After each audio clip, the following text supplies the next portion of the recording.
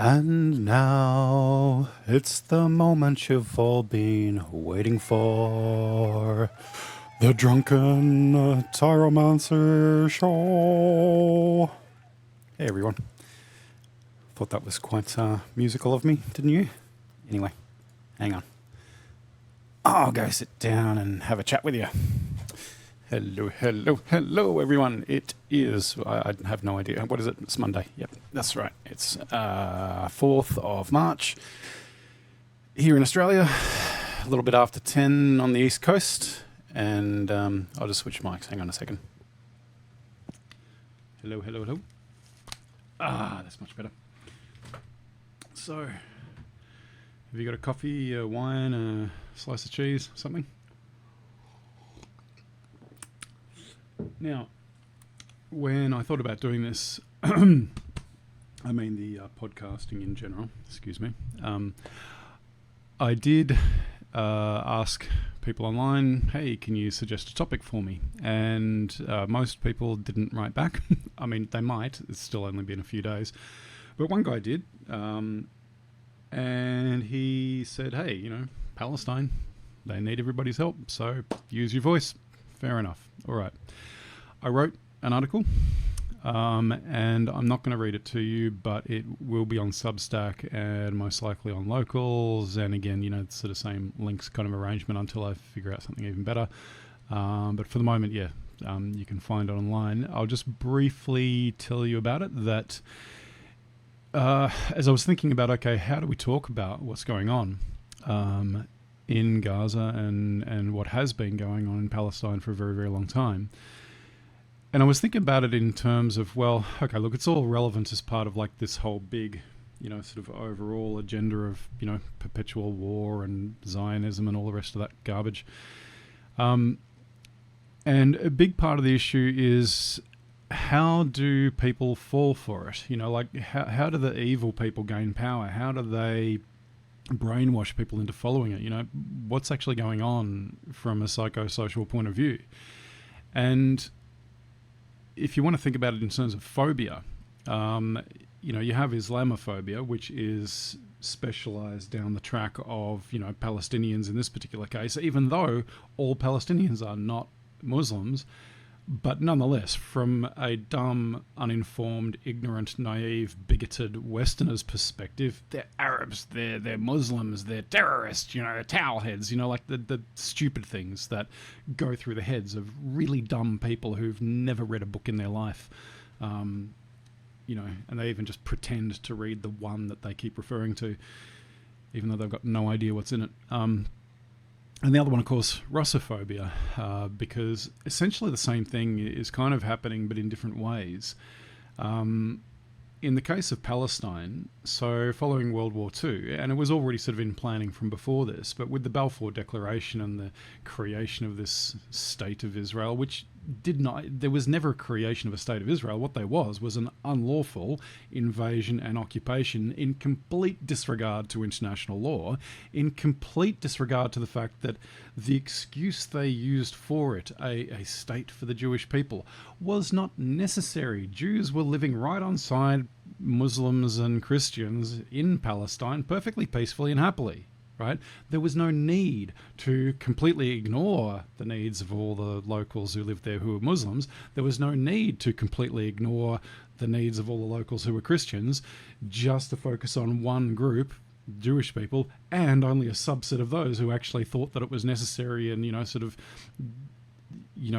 either were oblivious to the Zionist plan behind it, and so they were just following on, It's like none of this stuff really had a justified basis, and it certainly wasn't lawful. So they kind of just created it, even though it wasn't necessary. And if you think about it from the point of view of Israeli people, effectively from birth, they're a captured population, right? With respect to the fact that their government, their media completely owns their mind. Right? Like they are brainwashed from birth to believe that they are superior to all other people, that the Palestinians don't belong there and that somehow they do. So these white European people belong in the middle of an Arabic and African area. Yeah, And there's like a lot of dodgy things like this that you'd think any halfway awake person would realize, hang on, I'm being lied to. But, and it comes down to the phobia. So the Israeli people are brainwashed to be fearful and angry and hateful of Palestinians, even though, it's like the only reason there's a conflict is because you guys are here occupying the land and trying to create a biased situation in your favor instead of just having been Jews living in Palestine, which you could have been. There was nobody stopping you, and some of you were. It's an utterly unnecessary situation. Different thing in Ukraine being that, of course, the western regions following World War II, annexed by the Soviet Union as reparations for Poland and Hungary and stuff siding with Nazis. So it's kind of like they had the Warsaw Pact set up. They had like this whole peace arrangement. So the Soviet Union got some land to pay them back for the immense suffering they went through because of, what happened with the Banderites and the Nazis. But essentially they kind of made a mistake. Like they accepted a poison into their heart in a way, by taking in those lands and the surviving Banderites with it. They effectively brought into their population like a Trojan horse, So a similar thing happening in the Arabic world, and the Arabic, mostly Arabic world, I guess. Like it's partly African too, but the Arabic world, they're like where the foolishness of the Saudi family was that they sided with the West for completely selfish reasons, in total disregard of the needs of their own people and in total disregard of the needs of their cousins, neighbouring Arabs in Palestine. And so the Saudis turned a blind eye, and many others turned a blind eye to what was going on with Palestine and the Israelis, like committing genocide and stuff. And it never occurred to them that this is eventually going to bite them in the ass, because these people are going to become more and more powerful, and eventually they're going to turn on you and steal what's yours. They're just happy to give it to you temporarily so that you keep everybody, controlled and suppressed and divided until they're ready to take over your land. Like their goal isn't just the greater state of Israel. Their goal is the goal of the people behind that. And that goal is global domination. And I remember when I studied international relations at uni, which was just briefly, it was just, one of many subjects that I went into before I switched over to engineering and maths and stuff. But I looked into a lot of different things in the course of writing certain essays, and one of the things that I found was it was either on the Pentagon website or on the US Department of Defense website, and I'm thinking it was the latter of the two. But I remember finding a link to this particular NGO, non-profit organization that was mentioned there, and I just thought, okay, I wonder what that is. And I clicked the link and followed along and was reading. Now, mind you, before looking at this site, I was looking at the other military websites from the US. And there was this like openly stated mission agenda where they literally had it in text right there. I don't know if it's still there, but like they literally had it. So this is 25 years ago now, I'm saying. So maybe it's not there anymore. Maybe they've kind of realized how silly it was to actually publish openly their agenda when it was this nefarious. But it literally said full spectrum global domination. That is their openly stated goal. Full spectrum global domination. No matter who you are, no matter where you are, no matter what you want to do, we want to dominate you. We get to decide if you get to do it or not. If you do get to do it or not, how you get to do it, why you get to do it, in what way, where and when, right? That is the kind of control that they want. Now, the link for this other organization that I went through to, they had a mission statement which said, and I'm going from memory here again, that the purpose of this organization was to ensure that the USA remained the global leader in conventional, chemical, biological, nuclear, information, cyber, blah, blah, blah forms of warfare, right? So that was their purpose. It was effectively like a tendering hub for military contracts. And every organization you can think of, no matter how seemingly unrelated, they were all members of this non-for-profit. And and I mean, like, literally on their membership, you would have the expected things of, like, you know, Lockheed Martin and 3M and you know, Unisys and Microsoft, and, like, so all the kind of tech and engineering companies, they were all there. But shit, Nestle was there, McDonald's was there, like, companies that you'd think, like, what do they do? Like, you know, what? How can they serve this? But, you know, they were all there too. And when you think about it, it's because the USA does see everything as a potential weapon. That is why, and you can see this most domestically in the USA, medicine is a weapon. Now, they've started exporting that weapon externally as well, but it truly is like just this whole kind of evil empire of using everything as a weapon to control and dominate.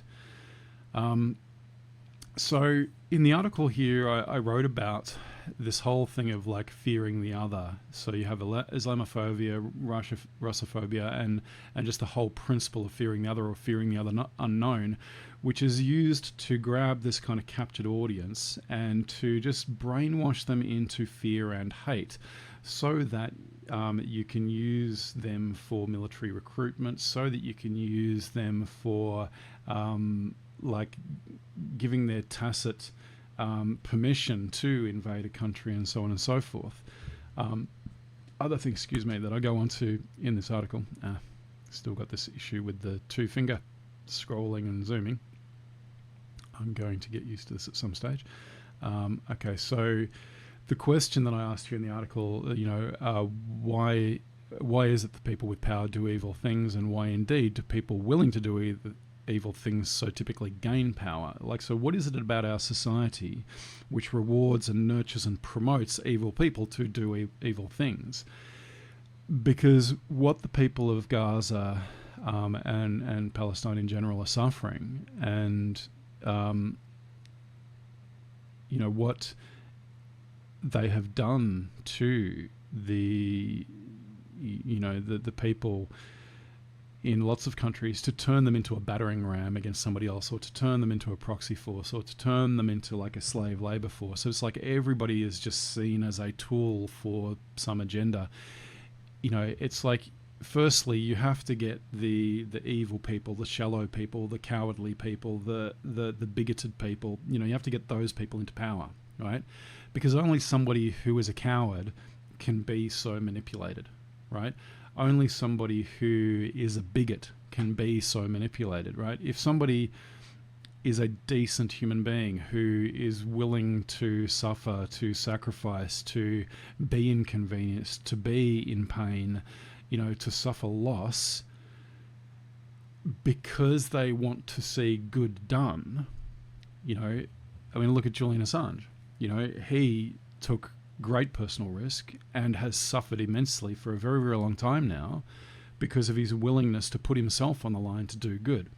And you can argue whatever you want about whether it was a wise decision of his not to flee to Russia. And I'm sure that maybe in some regards he regrets not doing that now.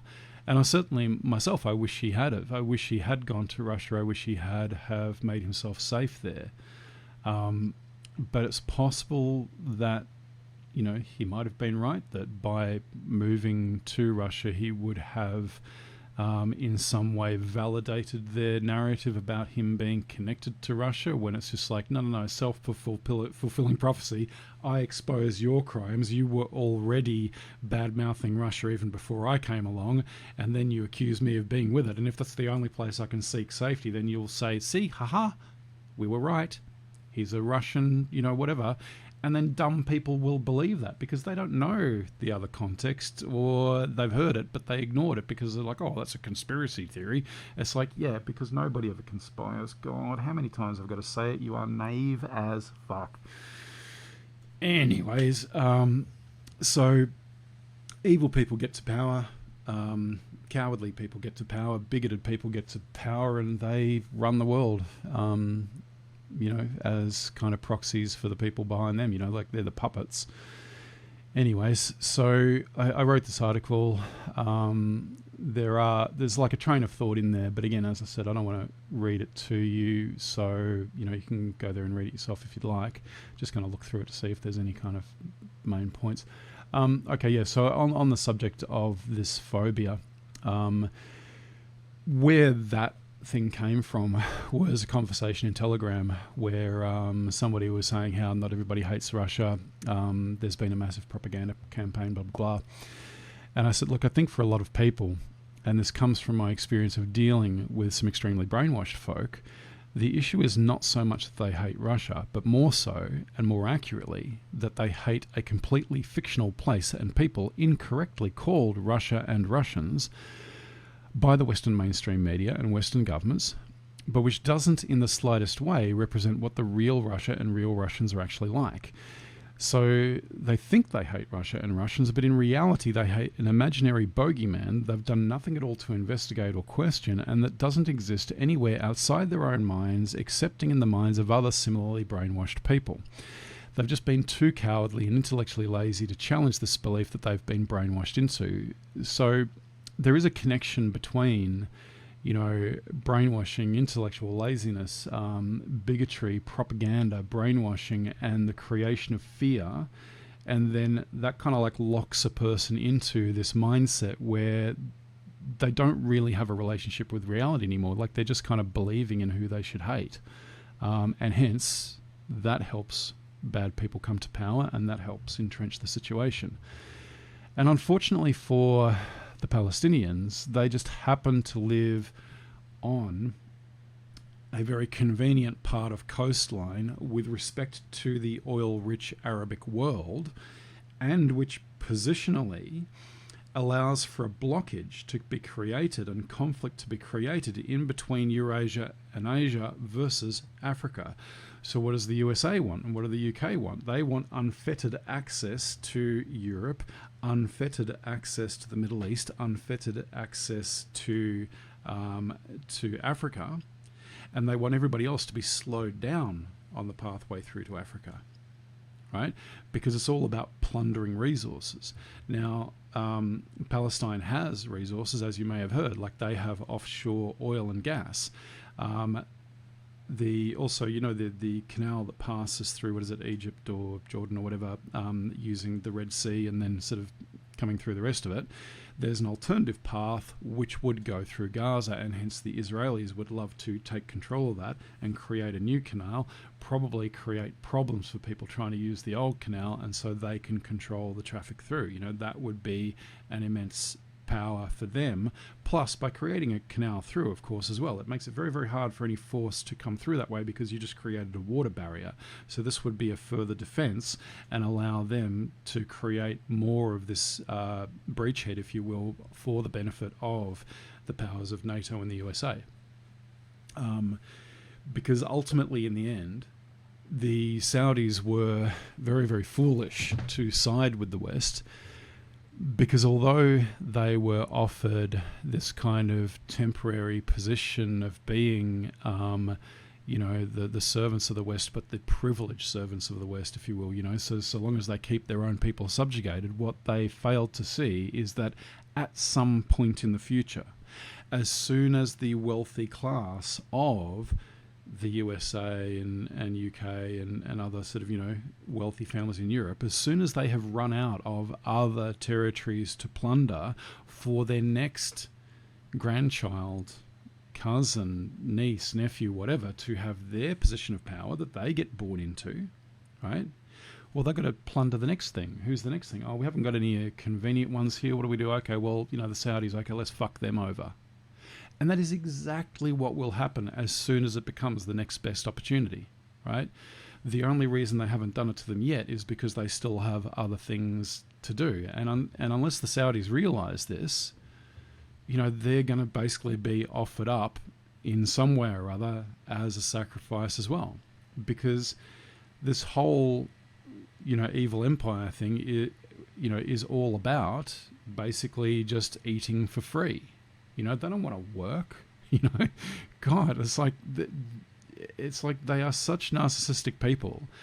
They cannot view the world in terms of taking an interest in art, becoming a great artist, taking an interest in something else, becoming a great technician, whatever sort of thing, and contributing to a beautiful world that everybody enjoys. All they want to be is these parasites at the top. Now, they want to be called predators and lions, so long as you don't mention children in the context of predators, remember?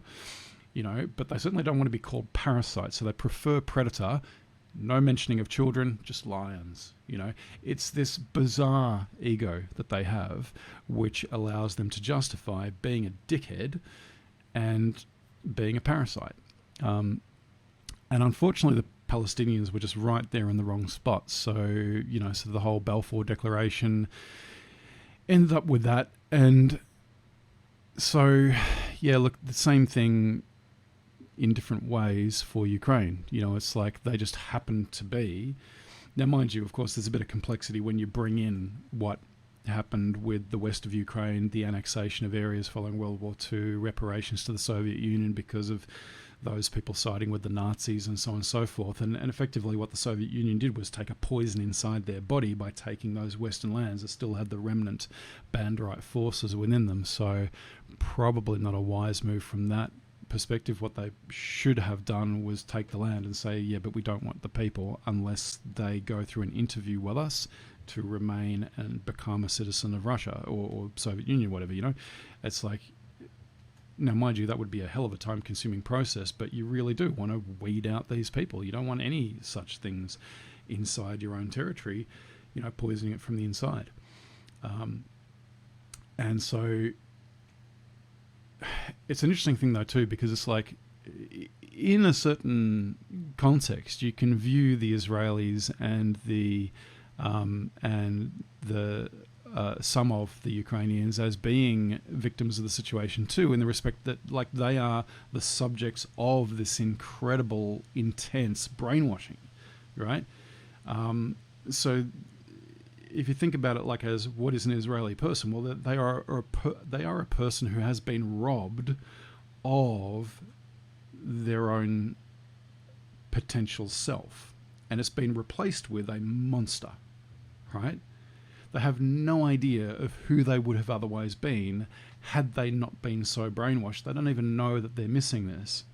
Now, that doesn't mean that I feel sympathy for them, because there is a limit to what sympathy I can give for somebody in such a situation, because at some point, if you can't look at the suffering of somebody else and say, I do not want to cause suffering to another person, I see suffering in another person and I feel for them, if you can't be that, then you are psychologically sick. You are seriously fucked up. And I won't say it more politely. In fact, that is the polite version. And I can understand that in a brainwashed teenager. They haven't had time yet in life to learn what's right and wrong. To a degree, I can understand it in a foolish young adult in their 20s who came through that brainwashing culture and is still on the pathway to getting deprogrammed and finding their way out of it. I can make certain allowances for the fact that the whole, Israeli occupation thing is a kind of little captured market where, to a certain degree, other people have a lot of control over what you see and what you hear. However, at some point, by the time you're in your 30s, you should be questioning it. Because what are you seeing? You're seeing people suffer and die. You are not seeing evidence which fully supports the narrative that you are hearing to justify all this stuff. What you are seeing is discrepancies. You have to see discrepancies because regardless of any narrative being fed to you, there is information coming to you from reality itself, right? The Israeli government, the Israeli media do not control all photons of light, do they? Right? And they only have partial control of some of them coming out of TV sets and computer monitors and mobile phone screens, right? But they don't actually control the mechanics of photons. And your eyes are going to pick up any photon that's coming in their direction, which is within the spectrum that they can see. So therefore, we know that over the course of your life, whether you even try to hide from it or not, whether other people try to dictate which photons you see, that you are going to definitely see photons they didn't intend, and they are going to form images which your brain can interpret. There is at least a clue there. Same thing with sound waves, same thing with written works, same things with so many other forms of evidence. And if you can make it into your 30s and not have questioned it at all, then I would suggest that you are so far gone that while it may not in every regard be your fault that you got this brainwashed, the fact that innocent people are potentially going to suffer at your hands or with your consent and with your blessing means really you are a poison in the world, right? You are creating evil. You are an expression of evil. And this is one of the reasons why in this article that I wrote, I went into the whole thing of like phobia and also like, you know, I have a big focus in what I'm writing about the dumbing down of society, because I think that to be so afraid, you have to be ignorant, you have to be stupid to some degree, because at some point you lose the excuse as a grown adult. Surely you encountered someone, surely you had some little bit of curiosity to hear an alternative view, to consider it. Now, I mean, I remember getting teased as a kid, getting, you know, people lying to me, getting people trying to wake me up to things that I'd been brainwashed into. And when I heard information that was uncomfortable because of how it affected my identity, my sense of self, right? And what the people who are brainwashing you do is they make sure that you are attaching your identity to the things you believe. So if the things you believe are false, but you believe in them so fervently and you attach your identity to them, then any attack on that information is perceived by you as an attack on you. Now, as I think I said in a prior video, it's like if you cease believing a falsehood, it doesn't make you less, it makes you more, right? Holding on to falsehoods makes you less of who you have the potential to be, less of yourself. And again, to reference The Matrix, because I fucking love those movies, it's like when Neo's, you know, comes in the kitchen with the Oracle, know thyself. It's like, this is what it means, you know. You must question all these things. You must know yourself. You must know that you can't know yourself if your brain is full of bullshit. Because if your brain's full of bullshit, then that's going to affect your ability to know yourself, because all of your beliefs, your ways of thinking, everything are filtered and affected by all of these effectively information poisons that are in your mind. And so, as I was saying, like I try to allow for this when I'm judging others, and on which subject as well. I was asked many years ago by a friend of mine. He said, Trev, what do you think of that bit in the Bible where it says, no. This was a question I actually asked him, but then he gave me an answer and I extended on it. That's right. That's how it happened. Sorry, long time ago. But, yeah, I asked him, I said, what do you think about that bit in the Bible? Now, mind you, as well, I'm an atheist, so, you know, it's like I wasn't kind of concerned so much about the religious aspect. It was more just that this was where I knew the quote to be from, and it was the information, it was the question that I was curious about. But I said, what do you think about that bit in the Bible where it says, judge not and thou shalt not be judged? And the reason I asked him, funnily enough, and this is probably going to upset any Christians who might eventually watch this, and you're going to think, oh my God, you're a devil worshipper. No, I'm not. I don't even believe in them. That's a religious belief. I believe in devils no more than I believe in gods. So, but the reason I asked about this whole judgment thing was I'd actually been to an astrology reading, you know, like my astrological chart. And the guy doing it, he had an interesting kind of Mediterranean accent. And I remember, and I was only a teenager at the time. And I remember him saying, like, Trevor, you're so judgmental. You shouldn't be so judgmental. And I agonized for ages, for years, trying not to be judgmental, because I was convinced by this thing, because I was such an impressionable kid, that I had this problem that I was being judgmental.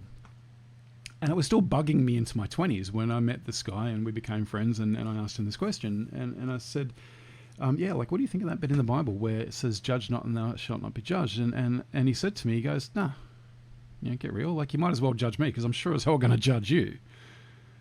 And that was like eye-opening for me. And I had to think about it. And what I came to the conclusion is this. So it's like an extension of what he said. I said, yeah, you might as well judge me because I'm sure as hell going to judge you. But what matters is not whether we are judging each other. What matters is whether our judgment is fair and reasonable, and whether we have the humility to understand that our judgment may be in error, and the wisdom to moderate the actions that we take upon our judgment such that we will not cause harm to an innocent party, regardless of whether the judgment was correct or incorrect. That is what matters. Now, think about this for a second. If the Christian religion was such an almighty font of wisdom, why didn't it say what I just said? Because that's better than what it says, isn't it? I mean, that's like 1,000,000 times better explained. And this is supposed to be the inerrant word of an all-powerful God, and some guy from the east coast of Australia in the corner of his bedroom on an attempt at podcasting can improve on it? On what a God said and dictated to a man who wrote it down? Or it was the words of the wisest people at the time, at that point in history, 1,000 or 2,000 years ago, whenever, right? They didn't know as much as we do. Like, we've had the internet now for ages, people spinning ideas left and right, and we're learning from each other. We know so much more than they did. So it is hardly surprising, I think, that a person can improve on these words, because they were not the words of God. They were just the words of wise people who turned it into a book of wisdom, including later people who, for political agendas, collected it all together, plagiarized things from other sources and created a religion out of it and pretended that it was all one source when it wasn't. Anyways, so I don't know how the hell I got onto that subject, but anyway, let's get back to the Palestinians, because that's what I was asked to speak about. So look, the Palestinians are in this unfortunate position because of where they are geographically. So if you have a look, you got the sort of the Mediterranean Sea and everything sort of, coming into this region, and, you've got, Greece and Cyprus and everything, and other places up here, and you've got the Straits of Gibraltar, whatever, you've got Morocco and top of Africa and whatnot. So you got this whole kind of, enclosed sea, and you got the Arabic world there, and that coastline is a nice little beachhead, isn't it? And what's the Arabic world rich in? Oil. So what do the British and the Americans do? They say, you know what, it'd be great to have a little foothold there, and that way we could kind of keep these people divided, keep them dominated by a local tyrant. They'll think that it's still their own country because at least the guy in power kind of looks like them.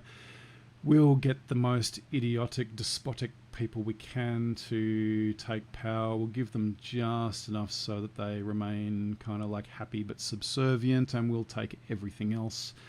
And yeah, we'll just kill off these people here and create this. We'll connect it to a religion. We'll use that to brainwash tons and tons of people so that they believe in our version of this religion, where they'll be the chosen people and other people will just be whatever, as Marcus Brigstock put it. It's like that's the way that these people think.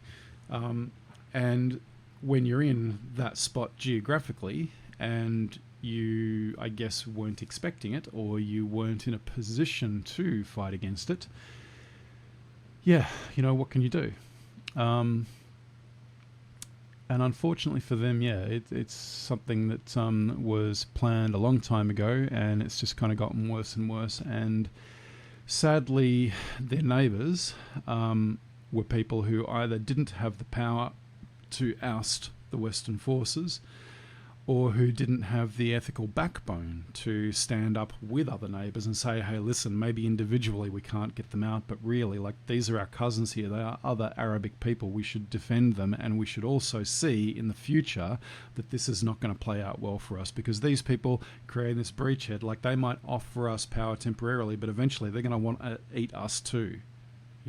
Why would we side with that? Now, what we should do to get the advantage is pretend that we are on side with them, and we should use that to bring their guard down and to really fuck them over at the worst possible moment.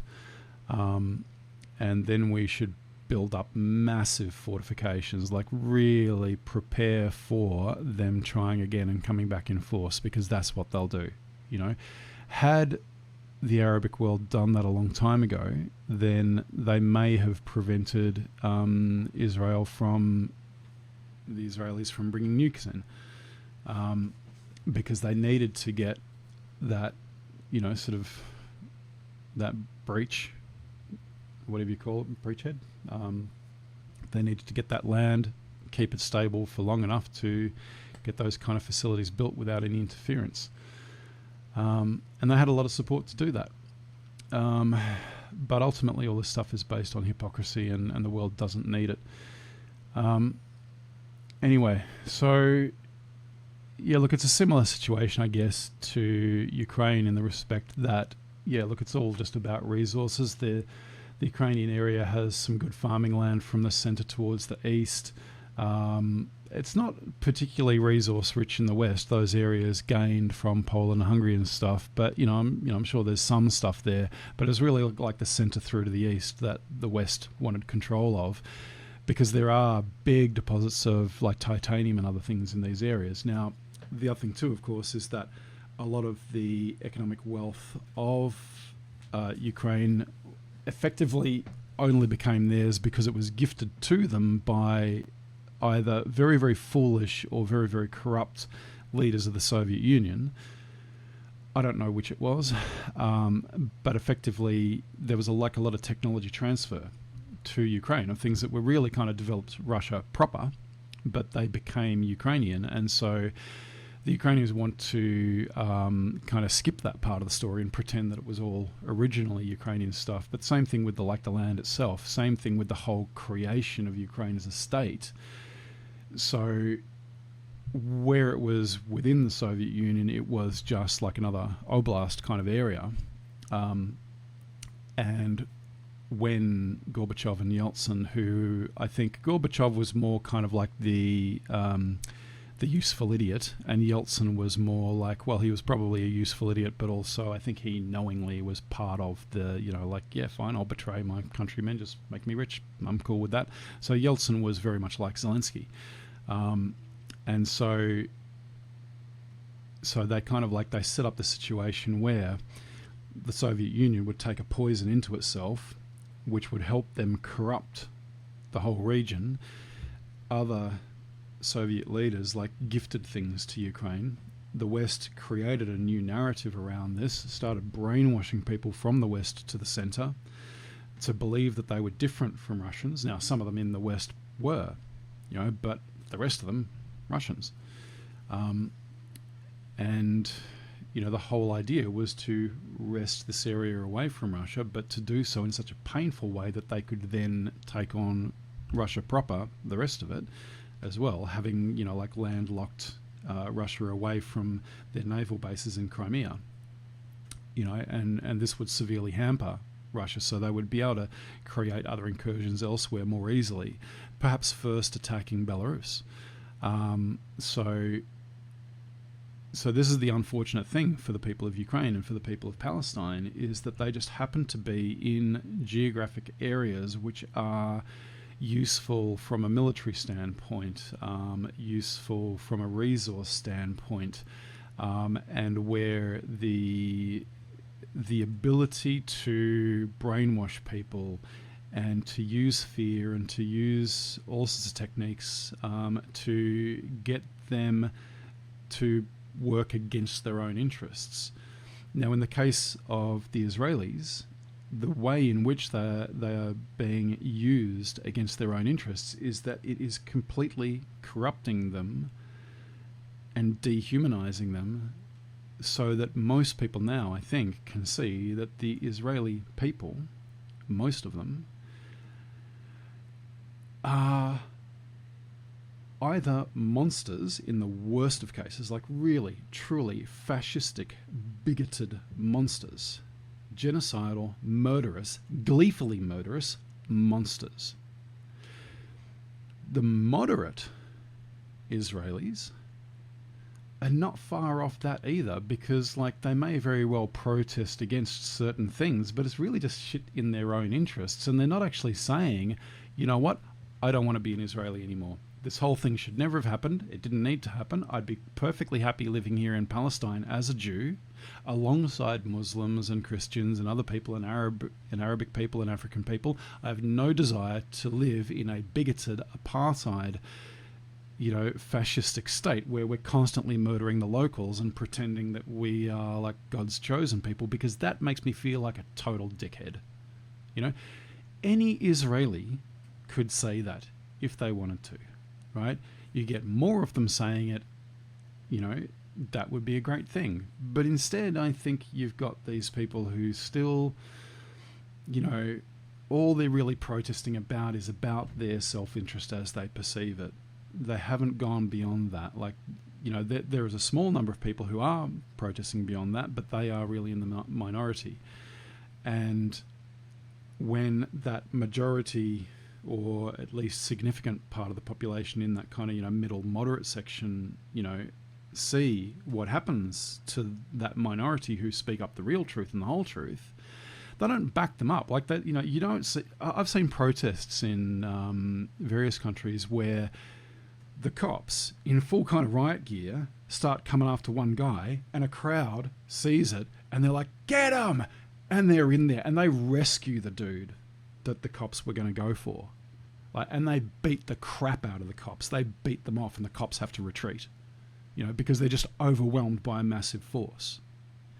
Now, if you are a decent Israeli and you claim to be in a majority of decent Israelis, then prove it, right? The next time you see somebody speaking the truth, the whole truth and all of the truth, get a whole stack of people and prevent your own security forces from beating the crap out of them and taking them away. Because they can't arrest all of you. And if none of you are willing to make any kind of sacrifice to defend what is right, then you do not deserve anybody to think of you as a decent human being, right? You have to be willing to potentially suffer, right? Now, I've already in my life done things where I suffered greatly to help others at no benefit to myself. I got nothing out of it. I still get nothing back, right? I've suffered injury, defamation of character, all sorts of different things. And I'll do it again, because ultimately the dickheads in power, anything they threaten you with, it's like, it's nowhere near as bad as what they will do if you comply. What they will do if you comply is they will destroy the world as we know it. And even this world as we know it is a shadow of what it could be. This world has amazing potential for beauty, for fascination, for adventure, for fun, for love, for music, for art, for science, for brilliant things. And those dickheads at the top haven't a single fucking clue between the lot of them. They don't. They are the least and the worst of humanity. They are not the cream of the crop. They are like Jarvis Cocker said, in his song, "Cunts are still ruling the world," or whatever it is. It's like he says, they say the cream always rises to the top. Well, I say shit floats. He's right. And I agree. And it's the same thing. It's like whether actually I saw a street interview before the SMO started, before, in fact, I can't remember if it was before the Maidan coup. I expect that it was probably after the Maidan coup. But I remember seeing an interview with some people in the street in Ukraine, and they were being asked what they thought of things going on in the country. And they basically said this: "We're terrified. I wish I could afford to get out of here. My government scares the shit out of me." I mean, that was effectively what they were saying. There was subtitles translating what they were saying, but it was like, yeah, like there was people who were aware of what was going on, and they desperately wanted out because they just felt that they didn't have the power to fight back, or that they were afraid to fight back. They didn't know how to fight back. And when you leave things too long, that's what happens. On which subject? Sun Tzu, The Art of War, or it could be from a different source. In fact, I think this is one of those quotes where when you look up where it's from, you get all sorts of different opinions, and there's articles sort of saying, yeah, this was incorrectly quoted as being such and such, but it was actually from this source. And I remember trying to find where this one was from, and I'm not sure if I found a definitive answer in the end. So if anybody does know and they've got like a really kind of good source where they prove where it came from, please let me know, because I'd be fascinated to know, because I do love the quote.